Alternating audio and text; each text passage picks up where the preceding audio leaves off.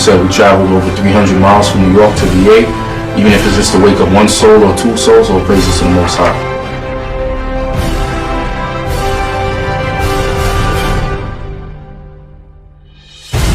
Right, to go see the atrocities committed to our forefathers and what our forefathers had to endure. So we're headed there right now. Lord's will, in the future, we'll be able to come out here and do more documentaries.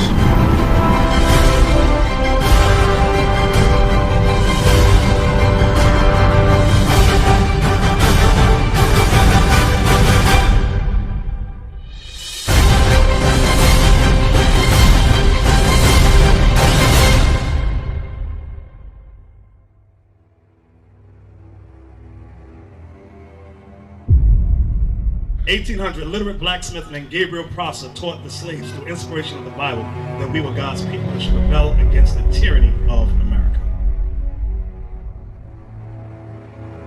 We're over here in Richmond, Virginia, which is the first slave state in America.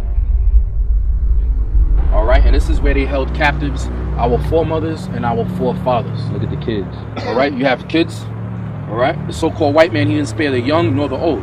Just like you read about it in Deuteronomy 28. You have the kid right here. You have the sisters and the brothers who shackled with us.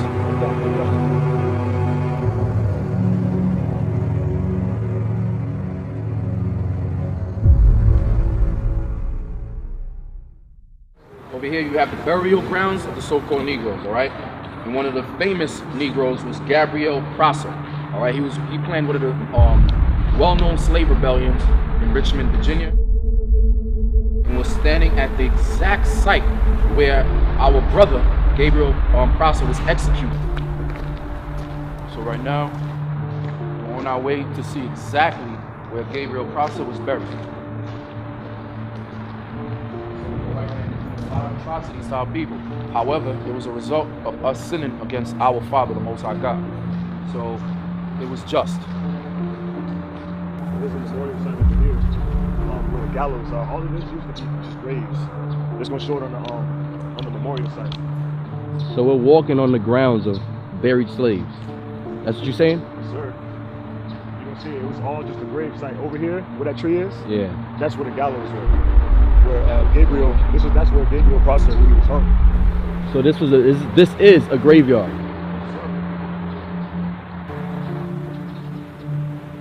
Our ancestors are buried here, bro.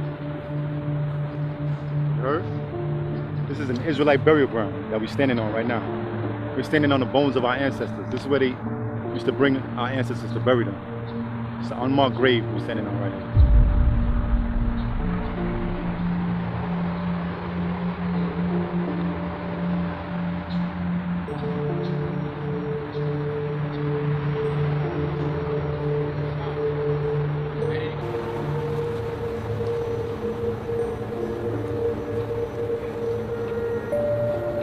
It says, this is the final resting place for many of the Africans who arrived on Virginia's shores in chains from West and Central Africa, as well as for the people of African descent born in Virginia.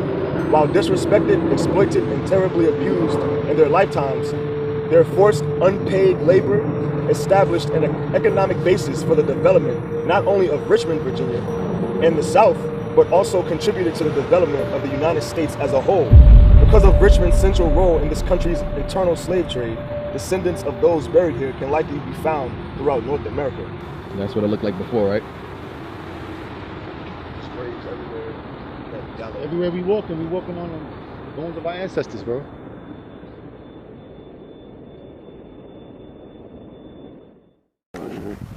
Yo, bro, this is straight mockery, man. This is. Think about it. Isn't this mockery, bro?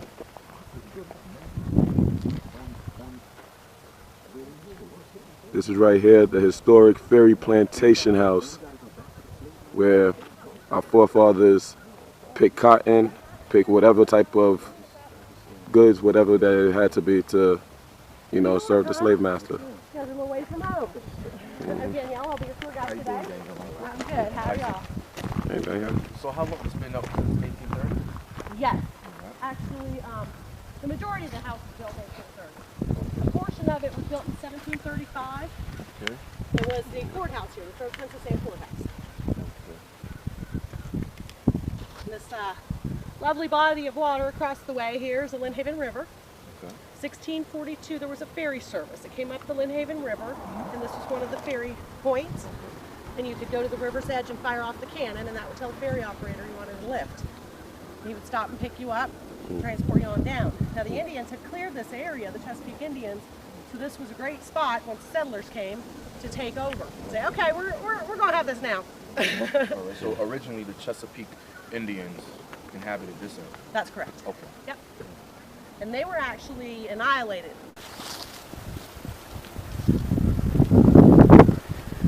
Now, of course, none of these houses were here. The original plantation was 1,500 acres. Majority of it was tobacco fields. Tobacco was the cash crop of Virginia, and it was the currency of Virginia. So, yep, you would take your tobacco in a hogshead, which is a barrel with 2 handles, and you trade and barter for other goods. Okay. Yeah, nobody had money. Yes. Come on in, you guys. All right. Okay. This right here is a mockery. There were slaves. There were 83 slaves on this plantation, and some were house slaves. They were treated much better than those that worked in the fields. Yeah. And the house slaves, the cook, the wet nurse, the nanny, they lived within the home here. The others lived in outbuildings. There were slave quarters to the rear. You mind if I see that, get a closer look? Go for it. All right, we're not. Yes. This is really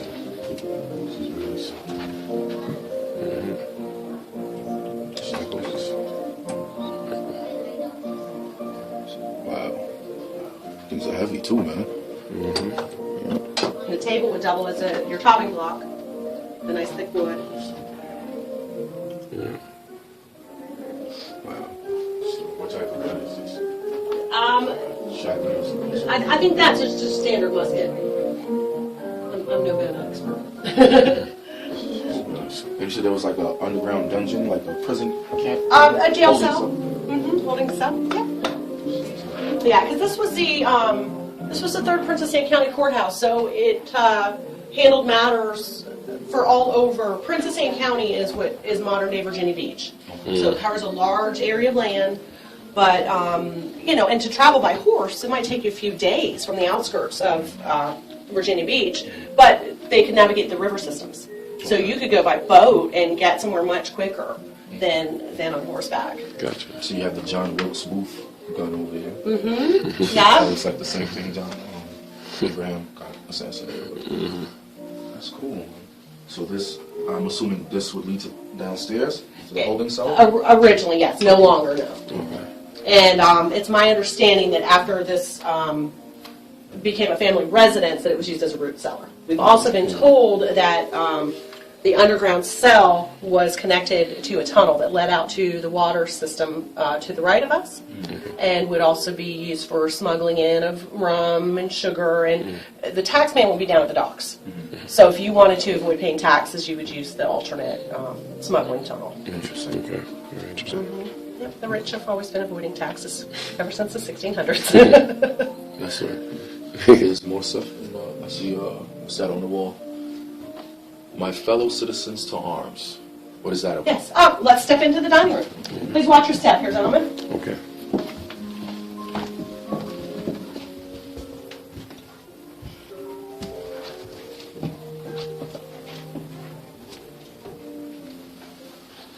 This home was actually built for Charles McIntosh. Charles McIntosh. Here's his picture here. His father lived at a neighboring plantation, Somerville, which is over in the Thalia area. There was a log bridge that connected it to this plantation. Above the fireplace is a picture of what the plantation originally looked like with the mansion.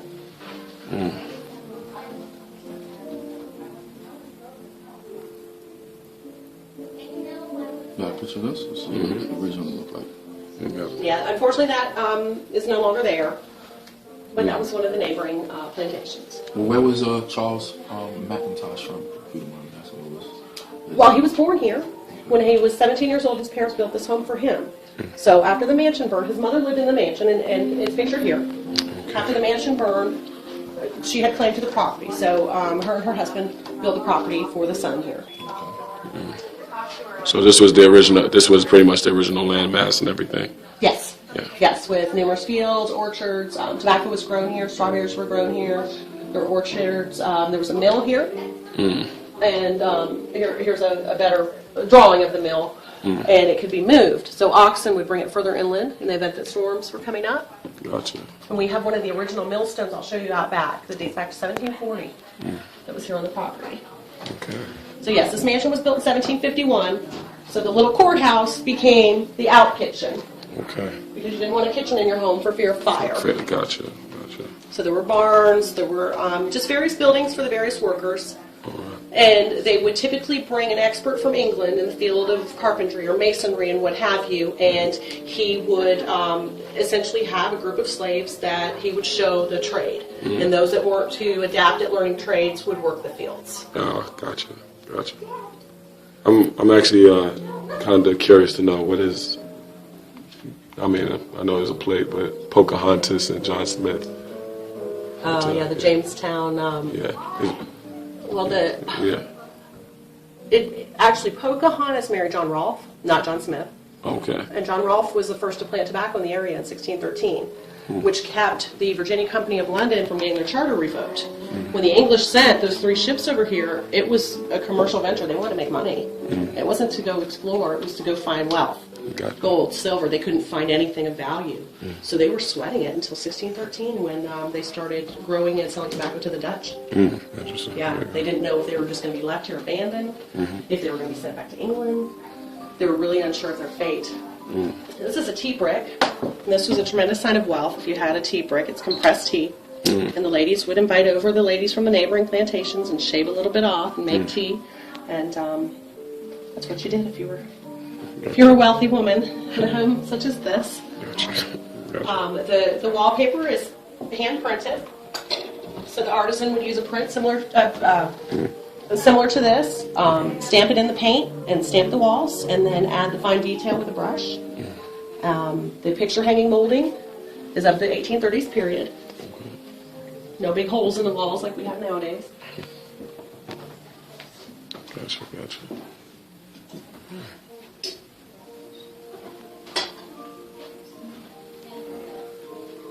So, yes, Mr. McIntosh, of course, fought in the Civil War for the South, being from this area. And Farragut was his best friend on the opposing ship and said, damn the torpedoes. And he had to kill his boyhood friend who was on the opposing side just based on where he lived. Wow. Yeah. That's crazy. Yeah. But the Civil War saw a lot of family members pitted against family members, friends pitted against friends. Your loyalty was determined on where you lived and what your family's impressions were on which side they should take, the political stance or what have you. So Wow. A lot of these boys didn't have a choice. They had to go off and fight. Kind of like that's just the Confederate and the American, or British, Confederate, and American. Yes. So you said about they had like about roughly 84 slaves. 83. Or 83 slaves. Mostly men, or No, the wet nurse would have, of course, been a woman. She would have been continually pregnant to breastfeed all the children. Yeah. The nanny would have been a woman, perhaps a cook. You guys live here? No, Oh, okay. We're volunteers. That's what I said. no, this was a family residence through the 1980s. And then when the last owner died, the house was donated to the city, and all the property was sold off by her son. That's why we have all the $1 million houses surrounding us. Yeah. Now the fire screen was very important because the ladies of the house like to maintain the nice white porcelain complexion. Well, our Jane Randolph Block was actually descendant of Pocahontas. So she had a darker complexion, and she would use arsenic powder on her skin.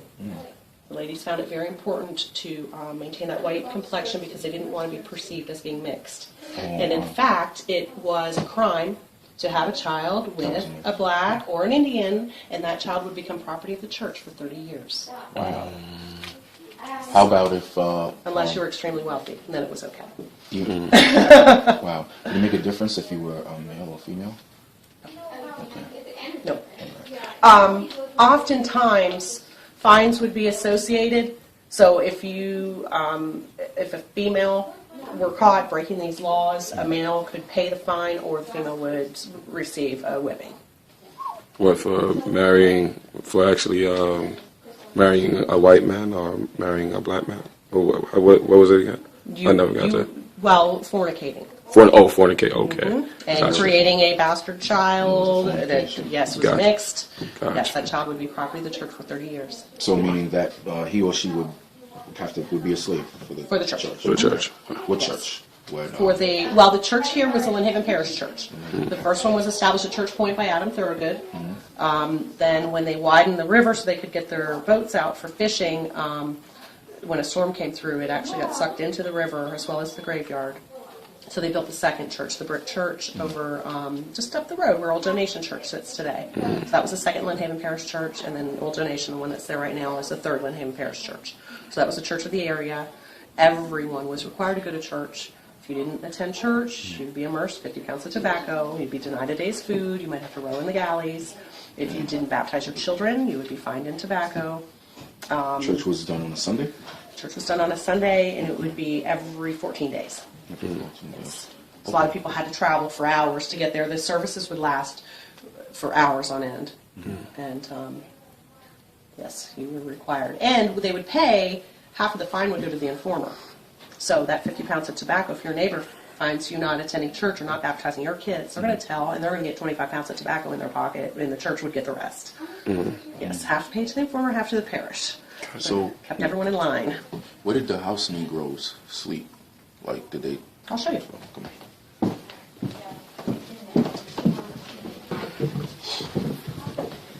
Fringes. So this is the,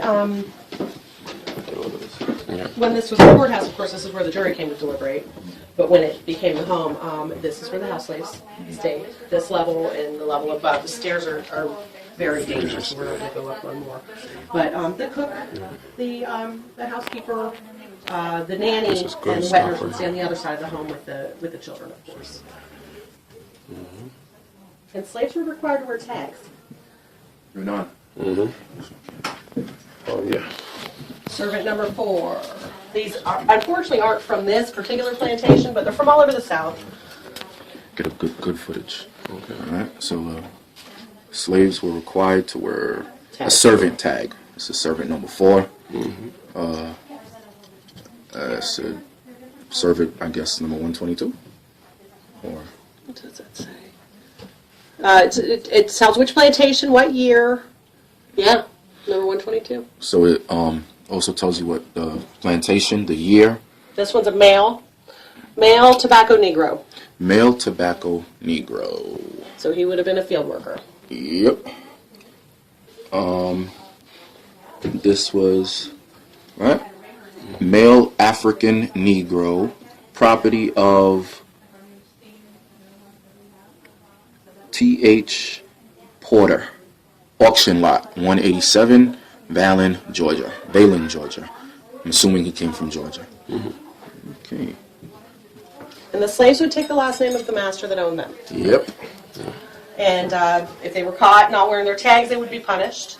The poorer farmers in the area, after working their fields all day, would go out and serve on the militia during the evening looking for runaways. The Great Dismal Swamp was a great place for runaway slaves to go and hide. Moses Grandy is a very famous slave in this area that dictated his narrative. So it's in book form, and you can read about his life. He was a slave in this area, and he was actually purchased as a child to be a playmate for the master. And when the master died, the child was too young to own a slave. So he was put on the auction block year after year, sold to different masters until the boy became of age. And his narrative indicates that some were very cruel and heartless. Others were kinder and nicer and treated him as a house servant. But when the boy did become of age, he eventually purchased Moses and was able to have a better life. All right. His name is Moses Grandy. That's correct. Okay. Now, was he given that first name as well by his slave master when they purchased him as a youngster? He already had the name Moses. So. That I do not know. Okay, but definitely the last name was given to him because we usually take on the last name of the person that purchased it. Typically, yes. Okay, so Yes. all right. Got it. So we use this as our textiles room. And these are the fringes that the Native American wore. Yes. Yeah. Yes, those are of course replicas. Replicas. But yes. Because the Negroes were in charge of making these for the slave master, right? They all had different skill sets. Okay. Some would cook, some would make dresses or rugs or what have you. Others would just be charged with stoking the fire every hour on the hour, putting fresh logs. There's a fireplace in every room in the home, except, of course, in the slaves' quarters. They all had fringes. And this home was built 100% by slave labor. Wow. And the box here in the wall, it's a call box. There's one on the other side of the house for calling the slaves. Let me repeat what she said. Yeah, there are 3 stories on each side, and they're independent from each other. But this call box connects all the way For calling the slaves? to the other side. Yes. Okay. You would holler down. All right. This was used as a call box to call the slaves. As you can see, you got the pictures on the wall. Now, it wasn't until 1642 that they reversed the Christian tradition of not enslaving other Christians, and that baptism could no longer save you from slavery.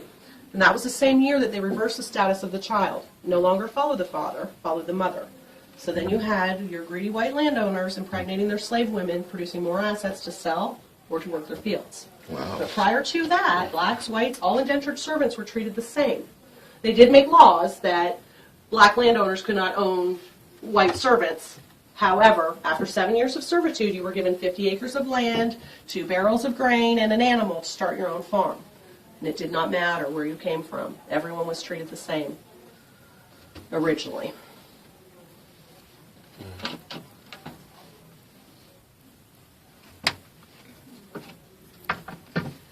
But we do have records of the slaves that were here on this plantation, and we have some bricks outside dedicated to them. We think that their history is equally as important as the landowners.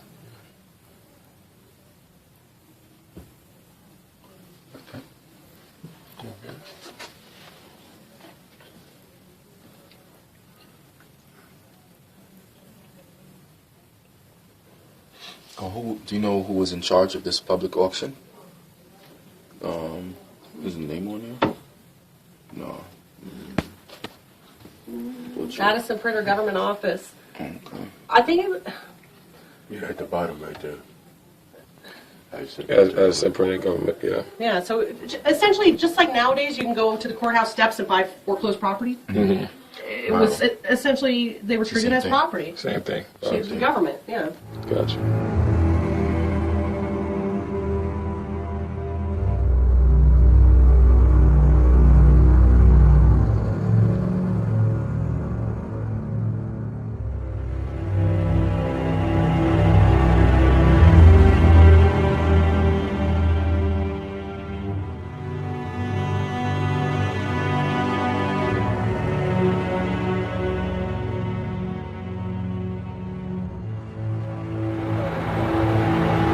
Over here at the Richmond Slave Trail, all right, at the Lumpkins Jail, all right. This is where many of our forefathers and foremothers were held, all right, until they were purchased by other so-called white people that would come over to buy them as slaves, all right. And this is how it reads. It says Lumpkins Jail was owned by Robert Lumpkin, who maximized profits in his compound by including lodging for slave traders, a slave holding facility, an auction house, and a residence for his family. Right? A port city with water, ground, and rail connections, Richmond was linked to slave buying markets such as Charleston and New Orleans. Enslaved Africans referred to Lumpkin's jail as the Devil's Half Acre, reflecting the despair and anger of people separated forever from their families. However, Mary Lumpkin, a black woman who was Robert's widow, boosted post-Civil War black education when in 1867 she rented the complex to a Christian school which evolved into Virginia University. So this complex where we're standing extends all the way far out.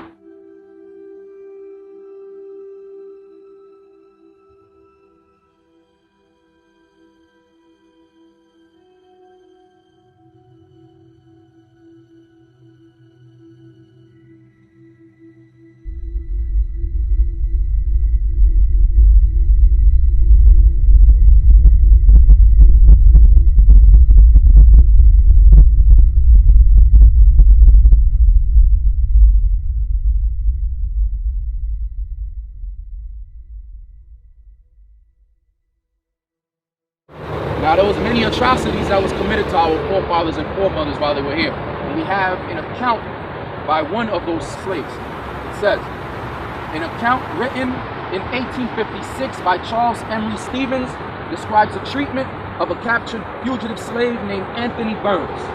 This record, excerpted below, offers a damning portrayal of Lumpkin's jail, a place that unfortunately was all too typical of such a business in Richmond and elsewhere throughout the South.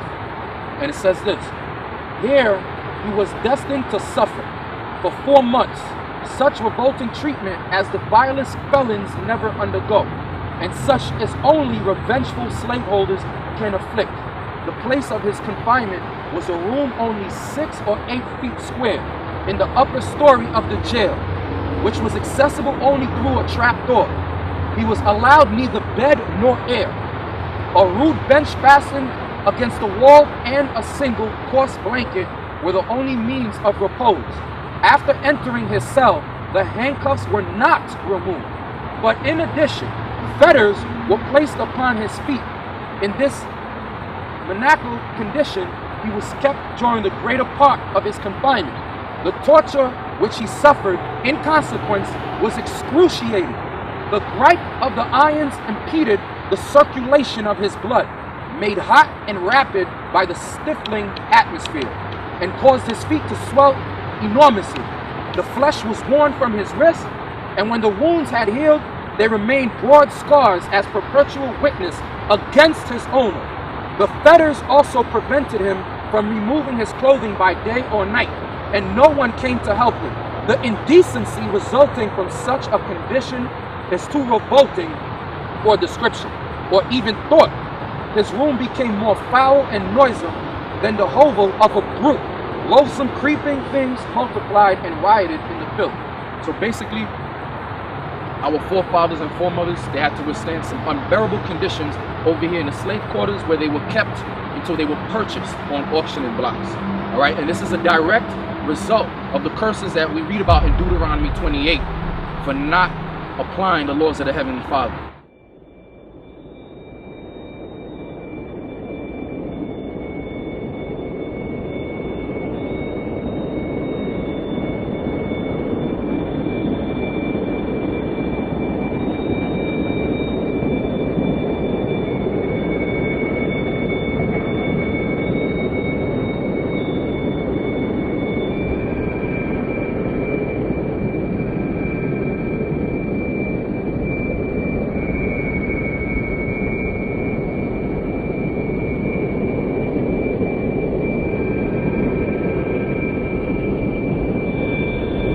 Headed to one of the slave plantations, right, to go see the atrocities committed to our forefathers and what our forefathers had to endure.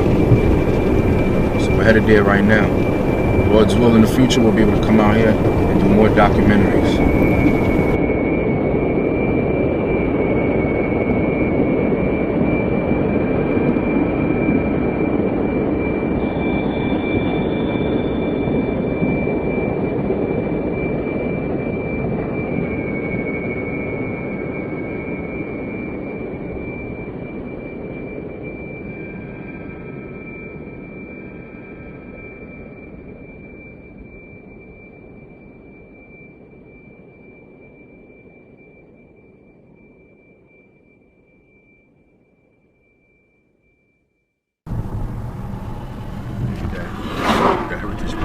Sign right there.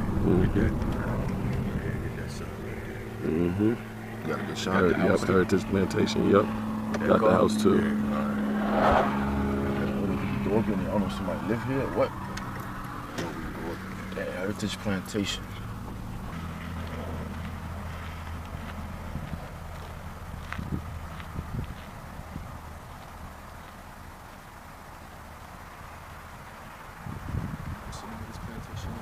Heritage Farms.